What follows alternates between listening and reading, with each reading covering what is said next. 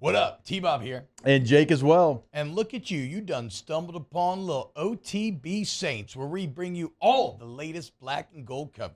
Who are the Saints going to draft? Who's going to be their quarterback? What does the salary cap look like? All that information and more.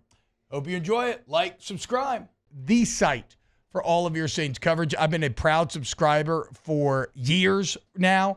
And, what a heady time to be a New Orleans on Football subscriber as the age of the Rizzler is here.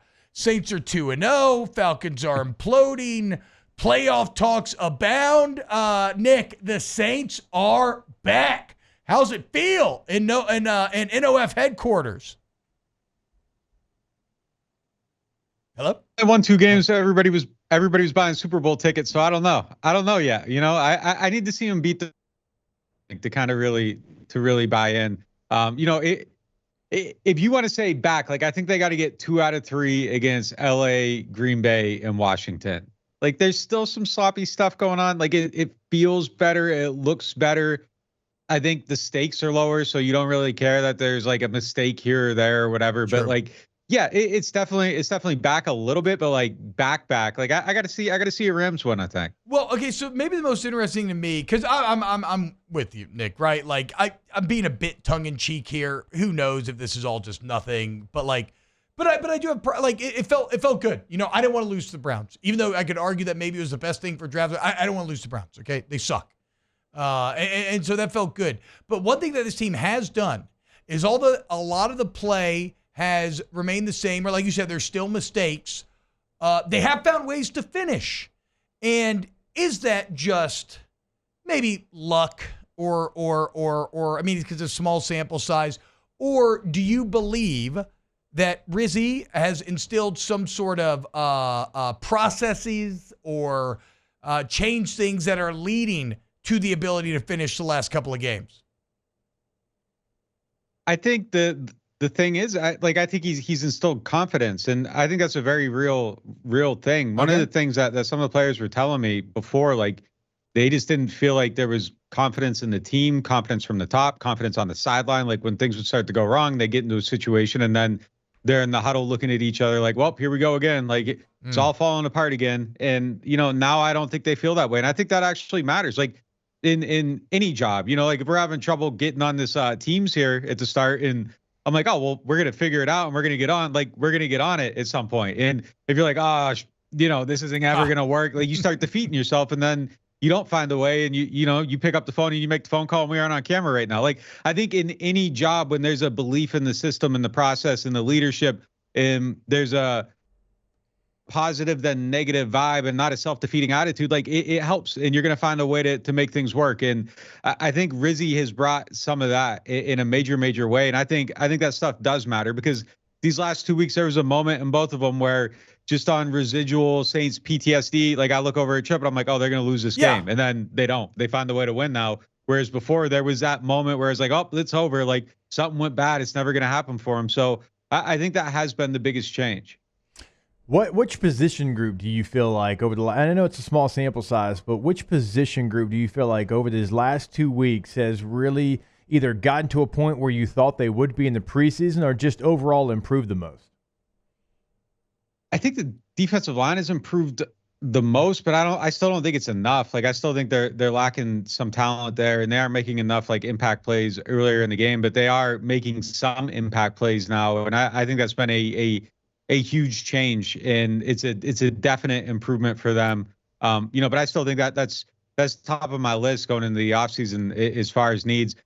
I could say O-line, because Eric McCoy is just freaking incredible, but like I don't think that's anything like Rizzy has done or anything. But I think D-line's up a little bit, but I would say like corners down, wide receivers down a little bit. Although I really like Valdes-Scantling, and I think you could maybe make an argument that there's things he does I'm not saying he's better than Rashid Shaheed. I just think there's some things he does that are better than Rashid Shaheed overall. I would take Shaheed, but I think MVS should be part of this group going forward. I think that was a really, really good find for them.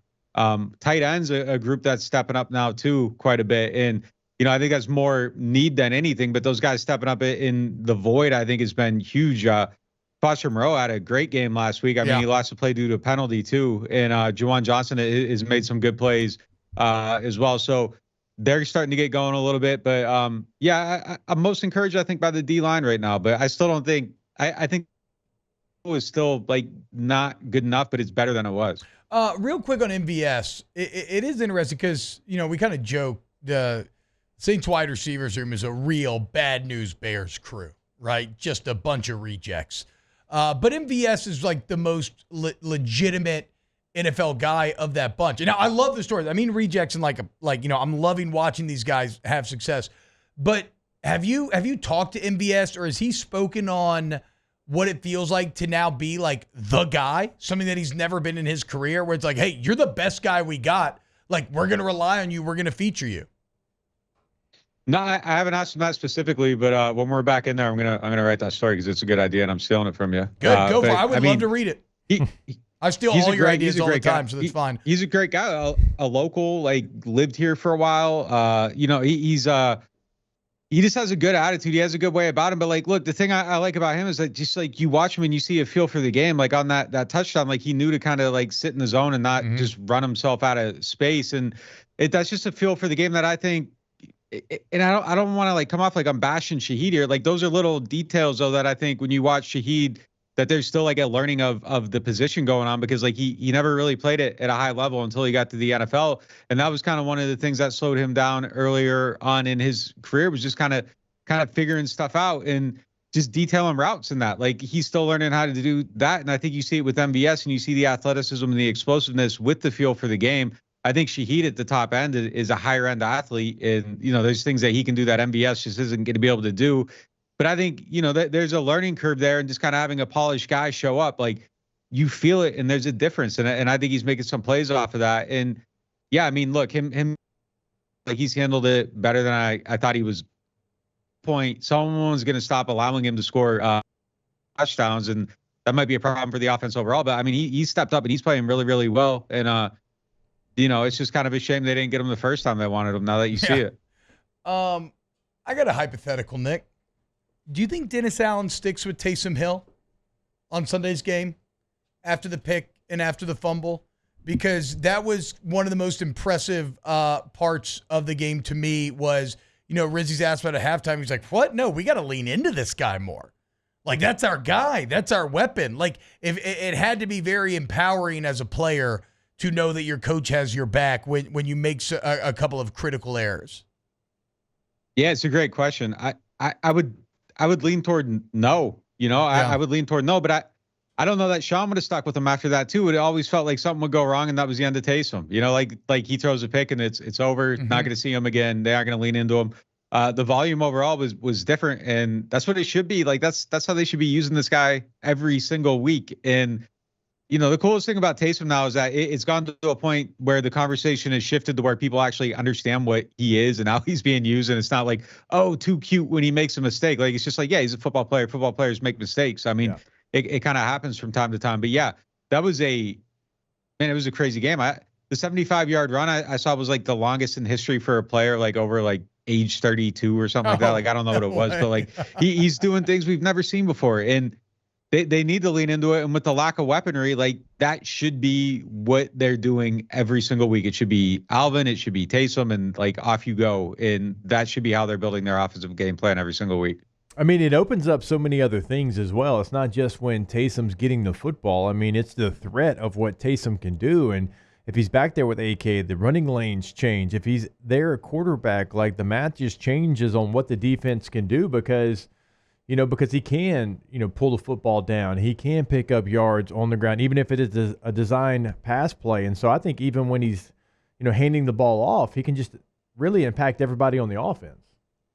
Absolutely. I mean, the way they're using him, it's kind of crazy that it's taken this long. He's been in the league for a long time now, too. Like, I don't even, what is it, 7-8 years? Like, at this point, like, it's crazy. It's taken this long for somebody to kind of, like, put it all together. Like, even, like, Sean had the vision. He loved the dude. Like, all credit to Sean for finding him. And if it's not for Sean, Taysom's NFL career is probably over years ago. Yeah. Like, it kept it going, and all credit to him. But like, it's crazy that somebody came in here like after all that and was like, no. Like, this is how it should be done. And like, it's just it's so much better. And there's stuff they're doing in these games where you're like, that? Well, like, what are they going to build off of that? How is that going to progress throughout the season?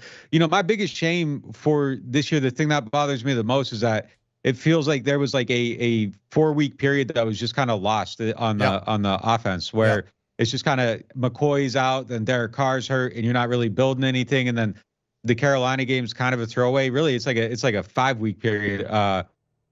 And this kind of felt like a continuation off of what we were seeing like up until week 4. Mm-hmm. The first Atlanta game. I thought the offense was still creative and rolling, and now this kind of like picked up where it left off. It's a shame we didn't kind of get to see that like story tell out the whole entire year with like more healthy players, because I really do think that there's something here with this offensive staff. I really do think they're good. I know. There was some questioning of faith there in the middle, and then you look back and it's like, well, their whole line was injured and they're playing backup quarterbacks. Like, of course it was terrible. But now that they got a couple guys back, like it looks great. And, I don't know. It might end at the end of the year, and who knows what the next group's going to do. But like, I really do think there's something there with this staff. And it is a bummer because I agree with you about Kubiak. So let's then, because like this is the only time, or maybe not, but this could be the only time where we can ask this question. Let's get way out over our skis. Because I said, I don't care. I don't want anybody, like it's time for the full reset. I don't want anybody that's even sniffed the champagne air, blah, blah, blah, whatever. However, in Rizzy, you have a very proven NFL coach. Like, he is one of the best special teams coaches in the entire league, has been for a very long time. He's getting that head coaching opportunity.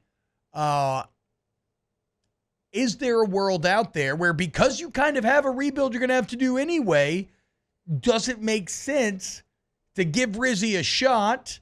And it sucks for him because he's not going to be getting he's not taking over a great situation. But like we've talked about, you're not going to attract the top candidate to this situation. So does it make sense during this kind of rebuilding phase to give Rizzy a shot and see what he can do and hold on to a guy like Kubiak and some of these other pieces? Yeah, I think he's going to have to prove it for sure. I mean, but there's a path where you could prove it. I'm going to go back to what I said before. Like, I think you got to win against, the Giants and the Raiders, obviously. Yeah. Like, those are 2 gimmies. And then I think you got to get, a couple of impressive wins here. If he does that, I mean, there is a resume that you have to consider. Even if he were to, win out, though, I still think you have to run your process, interview everybody, and, make sure you are making the best decision for your team, take advantage of the opportunity. But I think there's a scenario where he makes himself a strong candidate. And, the DNA of this franchise really is that they like comfortable, familiar things. And if he gives them a reason to stay comfortable and familiar, I think there's a realistic chance of him having the job. But the player buy-in couldn't be any higher right now. And yeah, that's easy when you win 2 in a row. Let's see what it feels like after a loss, and if they're still, singing the same things and all that. But I think they will be. I mean, I often use Alvin Kamara as the barometer of the team. He speaks the truth. He speaks for the locker room. He isn't afraid of saying something that is going to piss somebody off. And for 3 years, he spoke on the record openly, almost immediately, with skepticism about the previous regime and, the details and all that. And there was no, you can go back. It was immediate. It was 2 weeks into that. And he was like, all right, this is BS. It's not working the way it should. And his buy-in on Rizzy could not be higher. He loves him. He loves the attention to detail. He loves kind of how he relates to people. And I think that's kind of the feel throughout the locker room. So, I mean, there is a scenario where he becomes a truly real candidate. They looked at him the last time too. So, I think the leadership qualities are there, but he's going to have to prove it on the field. And, so far, I think he's doing that. If you beat the Rams, I think it becomes a very real possibility at that point. It becomes a real talking point that you aren't over your skis. It's wow, is this actually happening if they do that? Wow, just amazing black and gold takes right there, Jake. I don't think I've ever heard any takes that are better than the 2 guys that just gave you that take. And you can keep getting them by going ahead and liking, subscribing, ringing the bell to get notifications when we post. Have a great day. We'll see you on the next OTB Saints.